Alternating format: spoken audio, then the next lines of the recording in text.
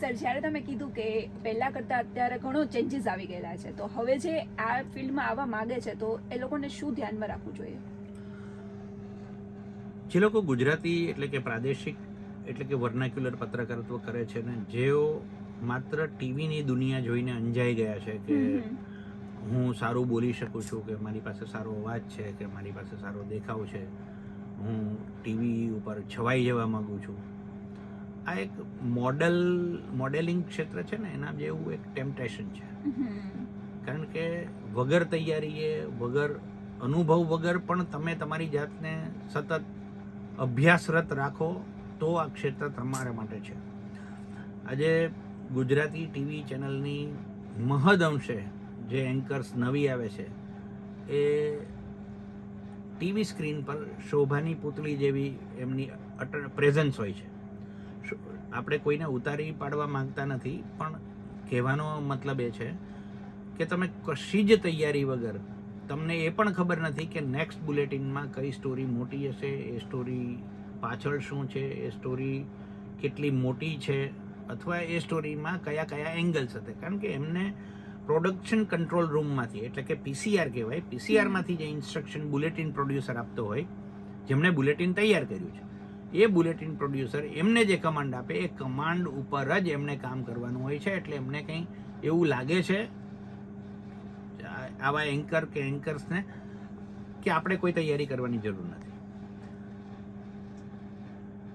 આજે કોમ્પિટિટિવ ફિલ્ડમાં તમે જુઓ, હિન્દી નેશનલ ચેનલોની રિપોર્ટર્સ કે એન્કર્સ જે છે એને પણ એ લોકો જોવામાં ફોલો નથી કરતા કે એ લોકો કઈ રીતે કામ કરે છે અને એમાંથી શું શીખવું જોઈએ.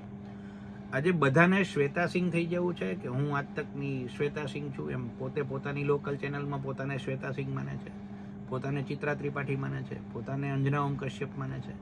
એન્કર્સ પોતાને સુધીર ચૌધરી માનવા માંડે છે, કોઈ પુણ્ય પ્રસન્ન વાજપેયી માનવા માંડે કે રવીશ કુમાર થવું આ રાતોરાત નથી થતું. આના માટે તમારે હોમવર્ક કરવું પડે છે. આજે મહદ અંશે ટીવી ચેનલના એન્કર્સ કે ફિમેલ તમને ગ્રાઉન્ડ રિપોર્ટિંગ કરતા જોવા નહીં મળે, કારણ કે એમને ગ્રાઉન્ડ રિપોર્ટિંગ વિશેનો અભ્યાસ નથી. એ માત્ર એન્કર તરીકે દેખાવા માંગે છે. આ કમ્પેરિઝન જો હિન્દી ચેનલ જોઈને પોતે જ્યારે પોતાના ફ્રી સમયમાં બીજી ચેનલો જોઈ અને એમાંથી થોડું શીખે તો એમને આગળ વધવાની તક વધારે મળશે. એક એન્કર એટલે એન્કરની ફ્રેમમાં તમે ઘડાઈ રહો તો તમારું એ સેલ્ફ ડેવલપમેન્ટ નથી.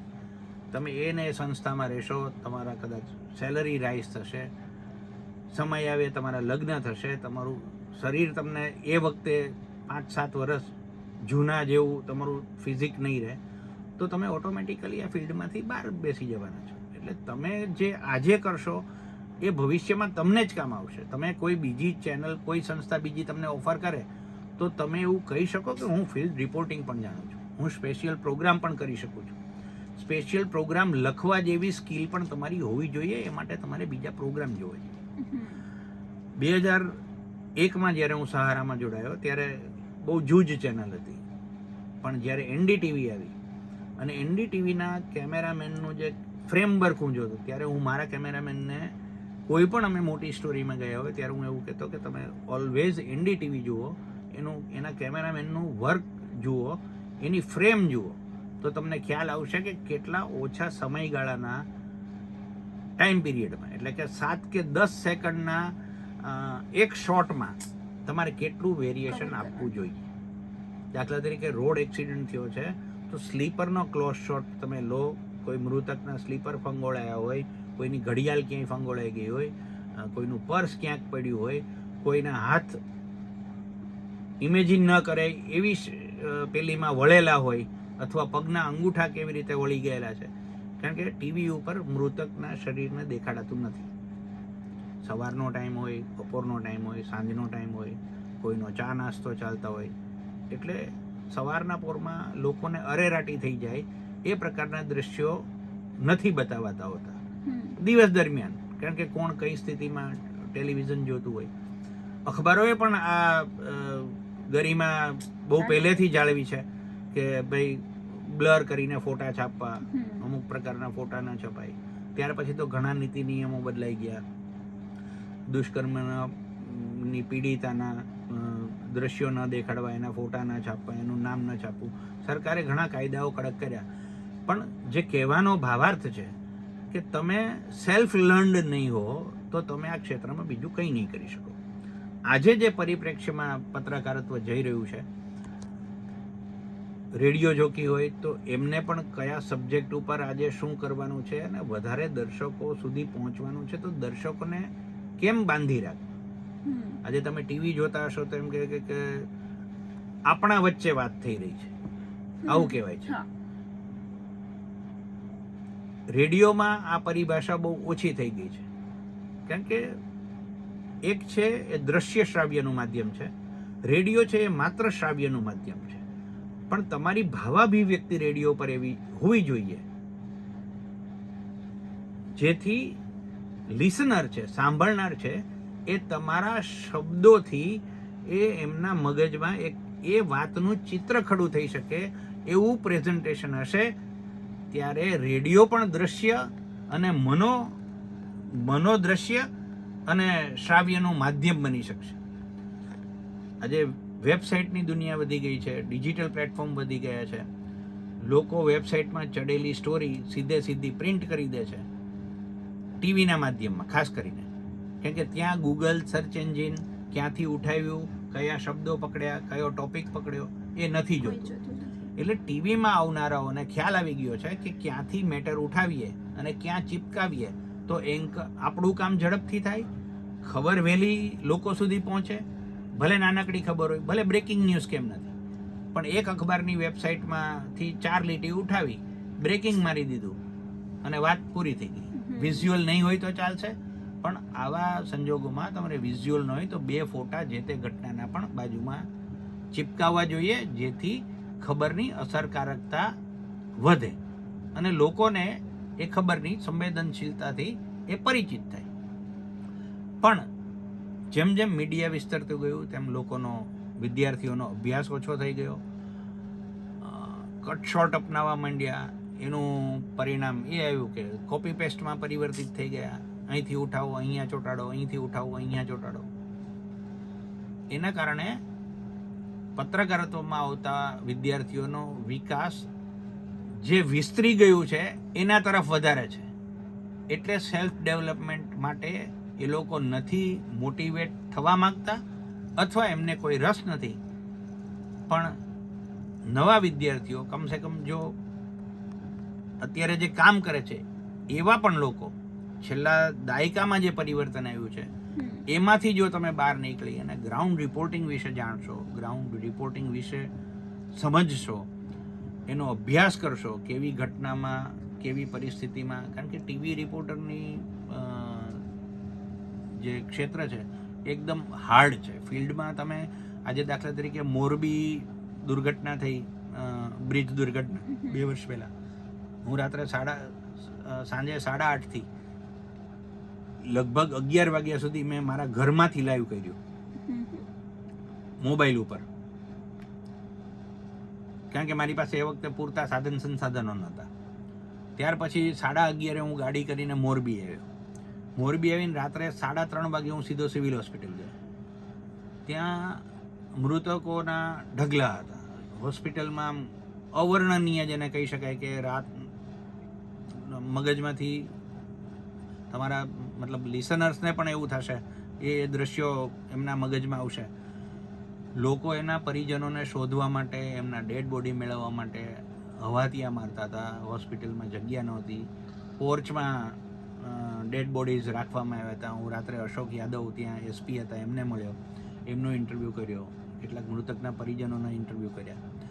સવારે 6 વાગ્યાથી મારું લાઈવ હતું, એટલે મારી પાસે તૈયાર થવા માટે કોઈ સમય નહોતો. એટલે બધી જ મેં ફીડ મોબાઈલથી ઉતારી, મોબાઈલથી બધું મેં મોકલ્યું અને સવારે 6 વાગે મારું પહેલું લાઈવ હતું મોબાઈલ ઉપર. એ બોટમાં બેસી અને મચ્છુમાં જ્યાં બ્રિજ કોલેપ્સ છે તો એની વચ્ચોવચ્ચ મારે જવાનું હતું. હું એનડીઆરએફને બચાવ દળની ટીમ સાથે એમની સાથે બોટમાં બેઠો. આખી ઘટના મોબાઈલથી મેં દેખાડી, મારું લાઈવ પતાવ્યું. લગભગ ત્યારે સવારે 6:30-7 વાગે ગુજરાતના ગૃહ રાજ્યમંત્રી હર્ષ સંઘવી મને ત્યાં મળ્યા. ખભે હાથ મૂકીને એટલે બટ નેચરલ કે ઓવરનાઇટ ઉજાગરો હતો, ઘરેથી એવી તૈયારી કરવાનો સમય નહોતો મળ્યો. મેં બરમુડા પહેર્યા હતા અને હું રાત ટ્રાવેલ કરીને આવ્યો અને સવારે કામ કર્યું હતું ને ગૃહ રાજ્યમંત્રી મને મળ્યા અને ખભે હાથ મૂકીને કહે કે દોસ્ત કમસે કમ ફૂલ ડ્રેસમાં તો આવું હતું એમ. એટલે મેં કીધું સાહેબ હું મંદિરે નથી આવ્યો, સમય ઓછો હતો અને મારી પાસે બીજી કોઈ તૈયારીનો ટાઈમ નહોતો. નાઇટ ડ્રેસમાં જ હું નીકળી ગયો. લગભગ 8:30-9 વાગ્યે એમણે ત્યાં મચ્છુ નદીના તટમાંથી પ્રેસ કોન્ફરન્સ કરી. ત્યાં સુધી હું એ જ સ્થિતિમાં રહ્યો. મેં મારું કામ પતાવ્યું, પછી રિલેક્સ થવા હું સર્કિટ હાઉસ ગયો, બ્રશ કર્યું, હાથ પગ મોઢું ધોયા. નાહવા માટે જગ્યા એટલા માટે નહોતી કે આખું સર્કિટ હાઉસ પેક હતું. રાજ્યના બીજા મંત્રીઓ પણ ત્યાં આવીને રોકાયા હતા. બેઠકોનો દોર ચાલી રહ્યો હતો. કપડાં વપડા બદલી ફરી પાછો હું એ જ સ્થળે આવ્યો. ત્યારે ગૃહમંત્રી હર્ષભાઈની પણ આંખ ઠરી કે આ માત્ર પહેરેલ કપડે જ નથી આવ્યો લાગતો. અને એ પછી મેં 2 દિવસ મોરબીમાંથી આ જ રીતે રિપોર્ટિંગ કર્યું. બપોરે મને દિલ્હીથી ફોન આવ્યો કે અશોક ગેહલોત સિવિલ હોસ્પિટલ મોરબી પહોંચ્યા છે. અને બાજુમાંથી પસાર જ થઈ રહ્યો, કારણ કે ન્યૂઝ એજન્સીની ફીડ પણ લાઈવ જતી હોય છે. એટલે હોસ્પિટલના દરવાજા બહાર મેં મારી ગાડી ઊભી રાખી. હું મારું માઇક લઈને રસ ટુ અશોક ગેહલોત બહાર નીકળ્યા, ગાડીમાં બેઠા. મારે માટે એ પ્રાયોરિટી હતી કે મારા માઇક સામે અશોક ગેહલોત કંઈ બોલવા જોઈએ, તો જ મારું અહીંયા સુધી આવ્યું સાર્થક છે. અશોક ગેહલોત કાચ બંધ કરતા હતા એ પહેલાં મેં મારું બૂમ આઈડી અશોક ગેહલોતની ગાડીમાં એમના મોઢા સામે ધરી દીધું. તો એમણે હાથ જોડ્યા, કાંઈ બોલ્યા નહીં. મેં કીધું સાહેબ એટલે સુધી આવ્યા છો, ઇતની દૂર તક આए हैं, आप अपनी रैली बनासकांठा से जो शुरुआत होनी थी उसको छोड़ कर आए हैं, उसको कैंसिल कर दिया इस दुर्घटना को लेकर. आप यहाँ तक पहुँचे और संवेदना के 2 शब्द नहीं बोलेंगे तो आने का मतलब क्या है. પછી એમણે કાચ ઉતાર્યો, એમણે મારા માઇક સામે. એ વખતે હું લાઈવ મોડમાં હતો, મારો મોબાઈલ લાઈવ મોડમાં હતો. મને ખબર હતી કે બધી એજન્સીઓનું લાઈવ ચાલે છે. મારું વોક થ્રુ થઈ ગયું. એમણે મને ઇન્ટરવ્યૂ એમણે જે એમની સંવેદના વ્યક્ત કરવાની હતી મારા માઇક સામે કરી, અને મેં માઇક તરત બહાર ખેંચી લીધું અને મેં મારી સ્ટોરી પૂરી કરી કે ભાઈ અશોક ગેહલોત અહીંયા આવ્યા છે, આ રીતે બનાસકાંઠાથી આ બધું છોડીને આવ્યા છે. ભલે જે તે સમયે ચૂંટણીનો માહોલ હતો, 2017 વિધાનસભા ચૂંટણીનો આ છે તે છે, પણ વાત એ થઈ કે 2 દિવસ સુધી એક જ સ્પોટ ઉપર એક જ પ્રકારની સ્ટોરી માટે તમારે લાગેલા રહેવું. તમને તરસ લાગી હોય, તમે પાણી માગીને પીવું પડે, કારણ કે તમે લોકેશન છોડી શકો એવી સ્થિતિમાં નહોતા. તમને જમવાનું મળે ન મળે, તમારું ગમે ત્યારે લાઈવ આવે. PM મોદી ખુદ આવવાના હતા. એટલે આવી બધી હેક્ટિક સિચ્યુએશનમાં ભૂકંપ વખતે હું ભુજમાં 2001માં હું 8મું ધોરણ ભણેલો હતો, એટલે મેં ભુજ જોયેલું હતું, શહેરની ગલીઓ જોયેલી હતી. એ તમામ ગલીઓમાં છેક દરબારગઢ સુધી મેં મારા અમદાવાદના બીજા મિત્રો સાથે એમને હું બતાવવા લઈ ગયો હતો કે આ જૂનું ભુજ આ છે. દરબારગઢથી માંડીને ધાટિયા ફળિયા હોય, ગરબી ચોક હોય, મેરલી ચોક હોય, આ બધું જ મેં મારી નજર સામે, કારણ કે 8મું ધોરણ હું ભુજમાં ભણ્યો હતો. 1 વર્ષ મારા ફાધરની ટ્રાન્સફર થઈ હોવાના કારણે મને ભુજ ભણવાની તક મળીને ત્યાર પછી એ ભૂકંપ આવ્યો. પણ એટલે આવી પરિસ્થિતિમાં ટીવી પત્રકારની જે મનોસ્થિતિ હોય છે એ 1-2 દિવસ એમને એવું તૈયાર રહેવું પડે કે ઘટના પૂરી થઈ ગઈ, એ પછી સાયકોલોજીકલ ડિસઓર્ડરમાં ના આવી જવું જોઈએ, એવી પણ એમની તૈયારી હોવી જોઈએ. કારણ કે ક્યારેક કોઈ હાઈ પ્રોફાઇલ મર્ડર હોય એવી સિચ્યુએશનમાં જવું પડે. સોરાબુદ્દીન એન્કાઉન્ટર કેસ હતો, એમાં મુંબઈથી એક મુંબ્રાની ઇશરત જહાંના કોઈ પરિવારજનો આવ્યા હતા. એમને સિવિલ હોસ્પિટલ અમદાવાદ કોઓપરેટ નહોતી કરતી. I was with Sahara news, અને મુંબઈમાં સહારાનું સારું દેશભરમાં નામ હતું. પણ એવા સંજોગોમાં ઇશરત જહાંના પરિવારની એક મહિલાને મેં કેટલીક મદદ કરી. તો એમણે 5 વર્ષ પછી આ કેસ સંદર્ભે એમણે અમદાવાદ આવવાનું થયું, અને એમણે ભરી પત્રકાર પરિષદમાં એવો ઉલ્લેખ કર્યો કે ભાઈ એક સહારા વાલે મેહુલ ઝાલા થે, ઉन्होंने हमें उस वक्त बहुत मदद की थी. હું અમદાવાદમાં જ હતો, પણ પત્રકાર પરિષદમાં હું નહોતો ગયો. પણ આપણે ન હોઈએ અને આપણું કામ, ભલે એ જે પરિવારમાંથી બિલોંગ કરતી હતી એની સાથે પત્રકારને કોઈ નિસ્બત નથી હોતો, પણ મેં મારા રિસોર્સિસથી એમને કેટલીક સિવિલ હોસ્પિટલ રિલેટેડ મદદ કરી હતી. તો એમણે 5 વર્ષ પછી યાદ રહી. દીપેશ અભિષેક અને આશારામ બાપુનો કેસ ઇન્ડિયા ટીવીમાં હું હતો, મેં જ ખોલ્યો હતો ઓકે. રિપોર્ટિંગના માધ્યમથી. પણ એટલી ચપળતા હતી કે મારી પાસે સેમ ડે બાળકો ગુમ થયા એના પોસ્ટર, આશારામના આશ્રમના જનસંપર્ક અધિકારીનો ઇન્ટરવ્યૂ, એમના પેરેન્ટ્સ રોતા બિલખતા એવી સિચ્યુએશનમાં આશ્રમમાં ન્યાય માટે કે પોતાના દીકરાની ભાળ માટે પેલું કરતા હતા, એ બધું જ મેં મારા કેમેરામાં કેદ કર્યું હતું. અને એનું માઇલેજ એટલું મળ્યું કે 15 દિવસ સુધી દેશભરના મીડિયામાં જે ઇન્ડિયા ટીવીએ આ ખબર ઉઠાવી એ પછી લગભગ 26 જુલાઈ અમદાવાદ બ્લાસ્ટ થયા 2008, ત્યાં સુધી ગુજરાત અને આસારામ એ ખબરના એક સિક્કાની બે બાજુ બની રહી હતી. એટલું રિપોર્ટિંગ હતું, એટલો મસાલો હતો, કારણ કે હાઈ પ્રોફાઇલ કેસ હતો. બીજી ચેનલોમાં આશારામ બાપુના અડધી કલાકના સવારમાં 6 વાગ્યામાં પેઇડ સ્લોટ હતા.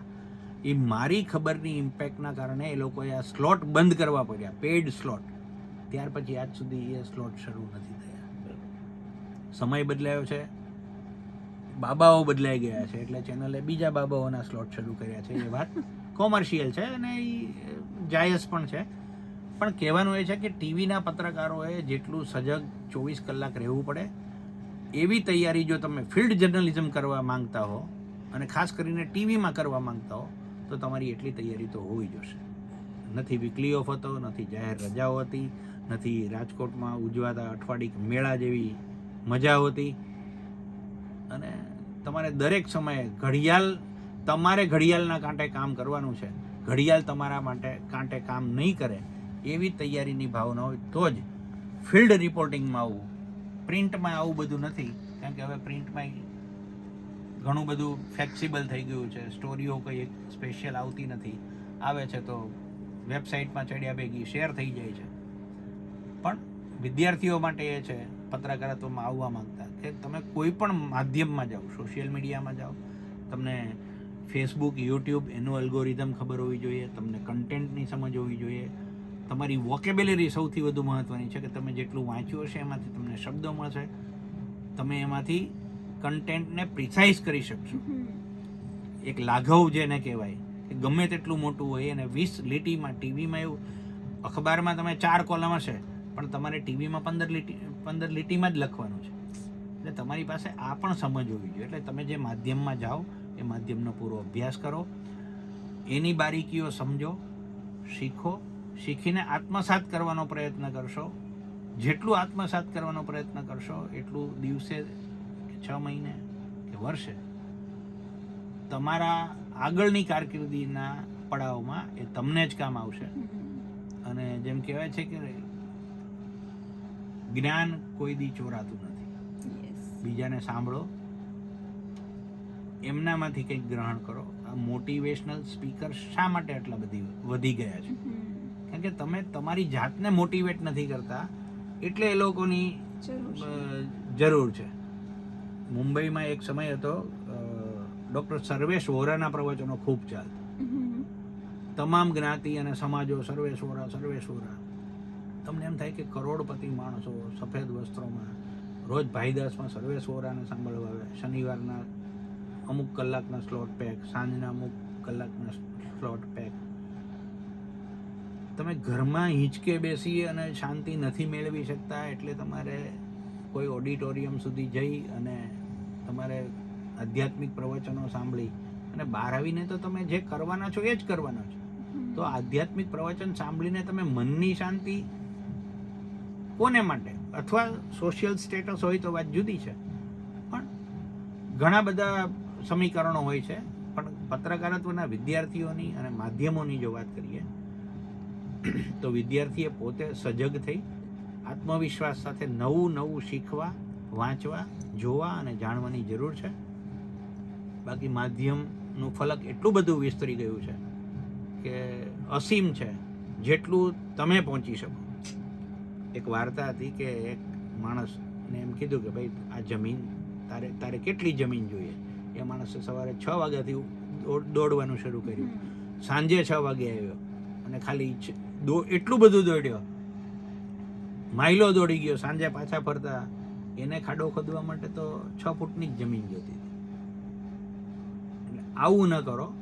તમે તમારા પડાવ નક્કી કરો, તમારો ગોલ નક્કી કરો, તમે તમારું લક્ષ્ય સાધો અને પછી સંધાન કરો કે અહીંયા સુધી પહોંચવા માટે મારે આટલી તૈયારી કરવી પડશે. જેમ કે યુપીએસસી ક્રેક કરવા માટે આજે સૌરાષ્ટ્રમાં એટલું બધું વધી ગયું છે કે લોકોને એમ જ છે કે કરીએ તો યુપીએસસી, અને થાય પણ છે.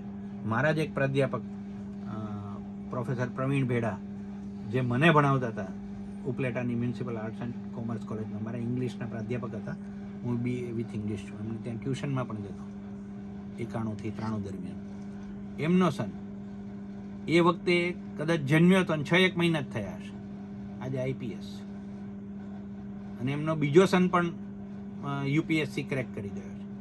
એટલે ત્યારે આપણને એમ થાય કે જે પ્રાધ્યાપક પાસે આપણે ભણ્યા, જે બાળક 6 મહિનાનું હતું આપણે એને જોયું હતું અને ત્યાર પછી સંપર્ક જ છૂટી ગયો છે, એ બાળક આઈપીએસ થઈ જાય છે, તો આ એક ચમત્કાર છે. એટલે આ પ્રકારનું ઘરમાંથી તમને અભ્યાસનું વાતાવરણ હોવું જોઈએ. તમારી શૈક્ષણિક સંસ્થામાં તમારે ઘરના વાતાવરણને એડોપ્ટ કરી અને તૈયારીઓ કરવાની છે, અને પછી તમારે લક્ષ્ય સંધાન કરવાનું છે. પછી ફિલ્ડ કોઈ પણ ક્ષેત્રનું હોય, સાયન્સ હોય, કોમર્સ હોય, આર્ટ્સ હોય, હવે તો બીબીએ, એમબીએ, સીએ, ઘણા બધા કોર્સીસ, દરેક ક્ષેત્રમાં અસીમ પેલી કહેવાય તકો છે. પણ લક્ષ્ય તો વિદ્યાર્થીએ પોતે નક્કી કરવાનું છે.